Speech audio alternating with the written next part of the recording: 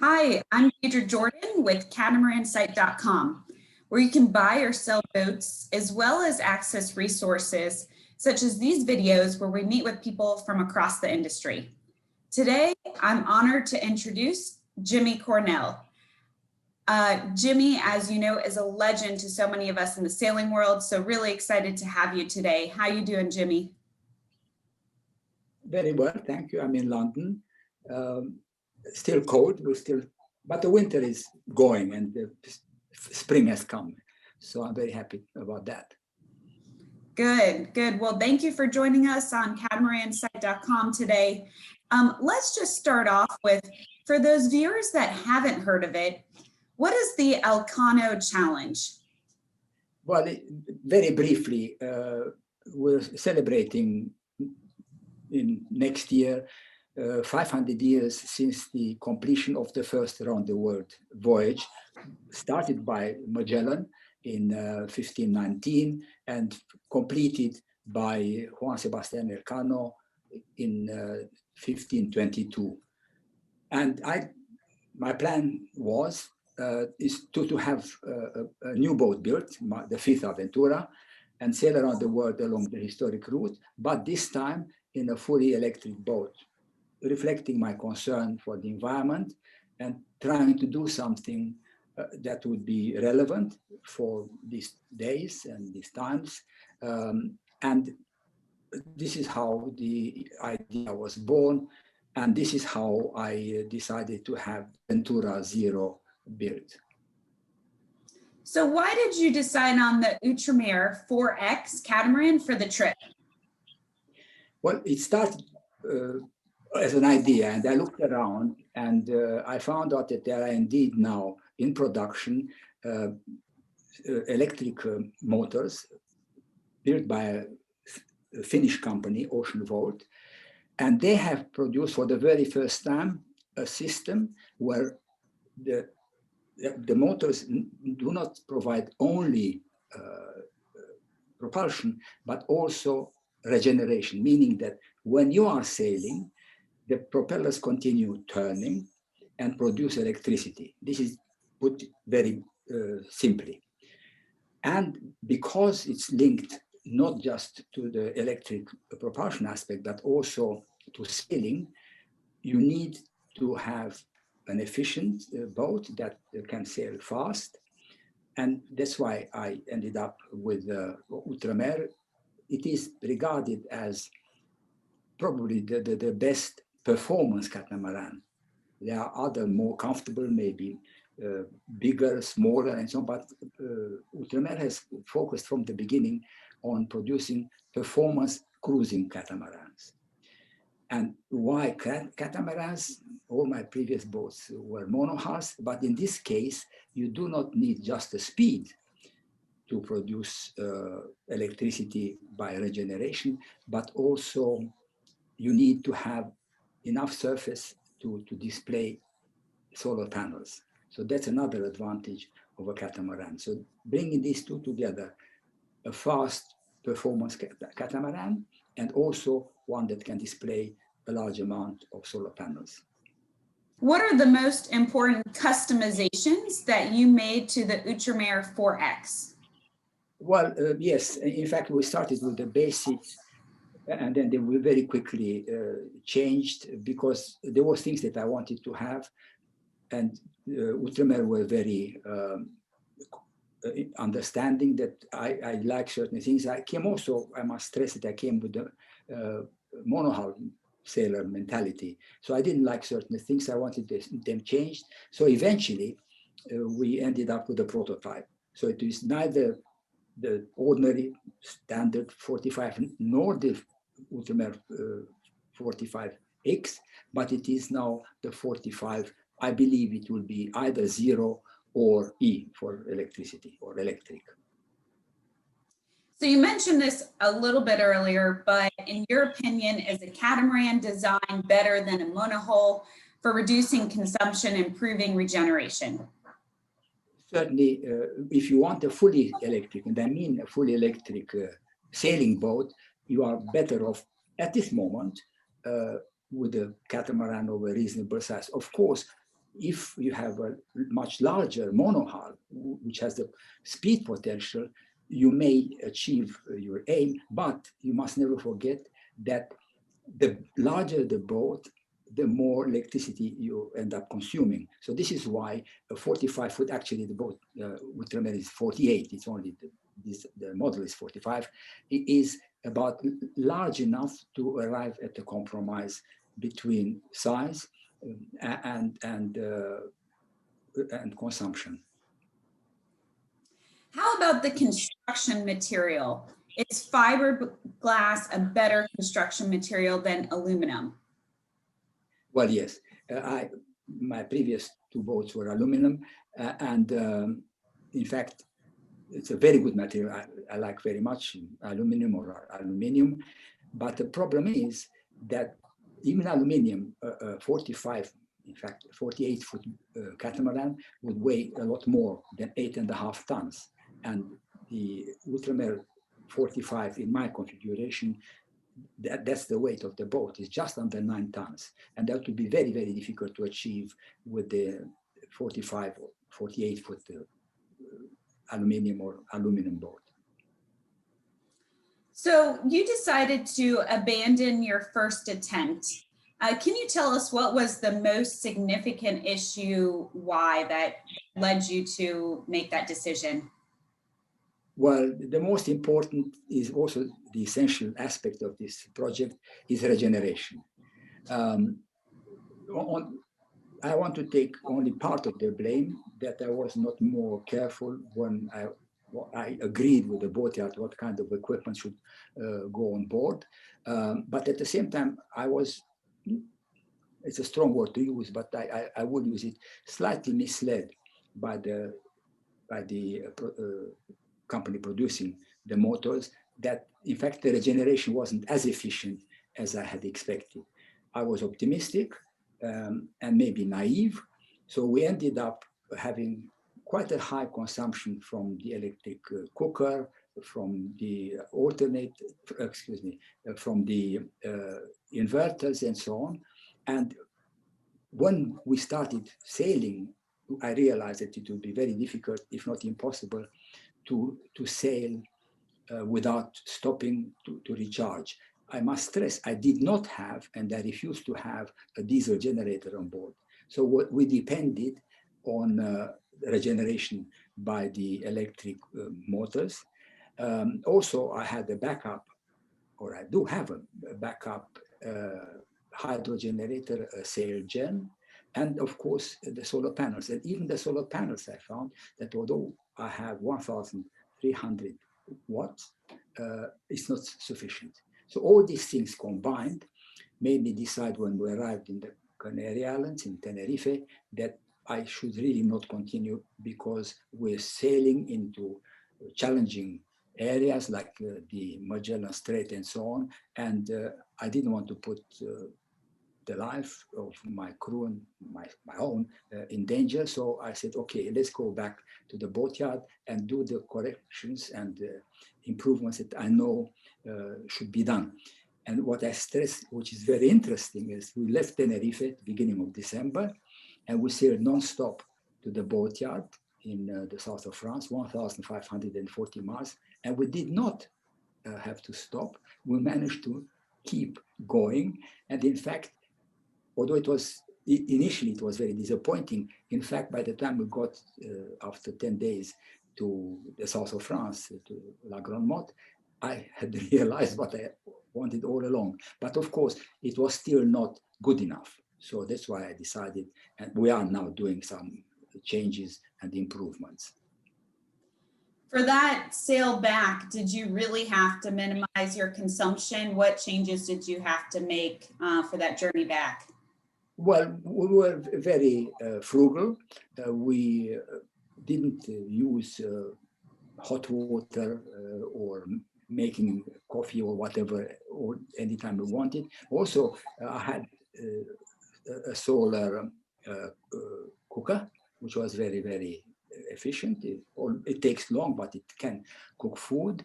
And we were really very, very careful. We were much more attentive at the way we sailed the boat. And in fact, the boat performed extremely well. I was really, really impressed. Also, as a monohull sailor, I was very impressed how the boat behaved. We were caught out on the way back towards France by two storms of 45 up to 50 knots of wind, and the boat behaved impeccably. So I found the boat very, very stable and really, really very, very fast. So what are you currently working on at the Utromere yard to reduce consumption and improve regeneration?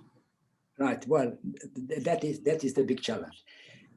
When we set up the boat initially, the concept, with the advice of the boatyard of Utromere, we decided rather than have the more efficient servo prop propeller developed by Oceanworld, we should play safe and have on one side, on the port side, a gory folding propeller, which is more robust, and have the servo prop on the starboard side.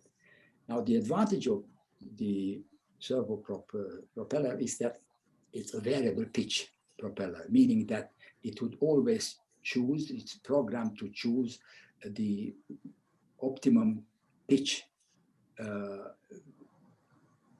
in view of the sea state and especially the wind strength and the potential speed of the boat. The gory propeller is a folding propeller. It works very well, but it's not so efficient in regenerating energy. And so we were very concerned because the servoprop is quite vulnerable, having a variable pitch setup. So this is why we went with that. On my return to the boatyard, we had already decided that I should now go for two servoprop propellers. And now, in fact, that has been done. It has been changed. It's been installed already. And it is a new generation, which has a different configuration, works in a slightly different way, and it is, so they tell me, more efficient. Any idea how far out you are from making the modifications and feeling comfortable to launch again? Well, I'm going back. Well, the problem is because of the coronavirus, because of COVID, I'm blocked. I cannot move from London. We cannot travel. I cannot drive to France. I had the vaccination already, but I have to wait. As soon as I manage to get out of here, I hope in early April, I will be driving to France to test the boat. And I will not, as before, decide when I'm going to go. In fact, this time I'll be much more realistic and skeptical, and I want to see how this new system works. For me, the most important thing is no longer the around the world voyage, which I may not be able to complete because time is running out. The most important thing is to show that the boat can cruise, can be used, you can sail it without any concerns, that you have only electricity available. And this is the big, still I have this discussion and disagreement with the boatyard. I still insist that I want the boat to be indeed have only zero emissions, that I don't want to have a diesel generator on board. And this is why we have to find a solution. Probably not now, but maybe in the next year or two, we might have a solution, because a company in France is working now on hydrogen generation, to having hydrogen producing electricity by hydrogen. So you've inspired a movement of sailors to also go emissions free. In your opinion, how far away do you think we are from the average cruising catamaran being able to go fully electric? Between 4 and 6 weeks.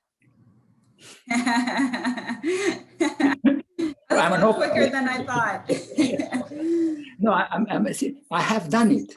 I have done it. I have sailed 1,540 miles precisely from Tenerife it's about 750 miles to the Straits of Gibraltar, and we continued past Spain, past the Balearics, to the south of France, to La Grande Motte. We had 2 proper storms on the way, and we managed to do it. So in the current configuration, or rather I should say this in the number 1 version. So it can be done. We can do it. However, what can be done now, and this is something, the good news, is that if we continue on the concept of not having diesel generation aboard, you can go into marinas and charge the batteries. You have a very large bank, 56 kilowatt bank. You charge them, and you hope, and certainly in some parts of Europe, certainly in France, the electricity you get in a marina is green. Much of the electricity in France, for example, is produced by renewable sources. Even in England, it's already 50% is produced from wind energy. So things are happening. So the compromise solution would be to actually accept the fact that you can't go long distance, exactly like an electric car. You go into marina, you charge up the battery and continue. But you still have to have a boat that is easily sailed and a boat that or also handled. And you also have to be prepared to sail. You don't just, as it were, turn the key as soon as the wind drops. You have to change your mentality, and then of course to be also much more economical with the usage of your electricity on board, how you cook, how you live. What is the biggest pain point for consumption when going electric? But I think the worst part of it is that everything is electric on board. You cook with electricity. You can compromise and have continue to have gas, for example, propane or butane. But then even that is a pollutant. I looked into fuel cells and to use ethanol, but even that produces a very small amount of carbon dioxide. And I want to be honest. This is the whole point. I don't want to be accused that I'm attempting to cheat. This is what I told the boatyard, and this is why I keep saying that they're not very happy with it, that I don't want a diesel generator on board. So this is why one has to be very disciplined. What it is in everything else we do now. I mean, if you have an electric car, you have to be very careful. You drive it in one way in winter, when you know that if it's very cold, you can't heat the car, or you can't, the batteries would discharge quicker, and you just become very disciplined, like with everything else. So I don't think it's a major problem, but you have to change your mentality. You have to change basically, like we have to change now, our way of life. So what is the key innovation that you feel will help make electric viable for everyone? Well, it's a very difficult question, but basically, batteries are getting better and more efficient and lighter. Electric motors are becoming more efficient, and I hope that this new generation, which I haven't tested yet, of ocean volt servoprop, will be more efficient in producing and regenerating energy. But basically, I want to stress, and this is something that we have to accept, everyone, we have to change our way of life, not whether just by using an electric sailing boat or an electric car and so on. We have to change our mentality entirely. Every time we do something, we have to think, can I even save a little bit of energy to really keep an eye on our carbon footprint? I think it's very, very important. And I think that, I don't want to say fortunately, but because of the current pandemic, people are changing. These two things have to come together. We have to accept that there is climate change, and of course we have to deal with this virus.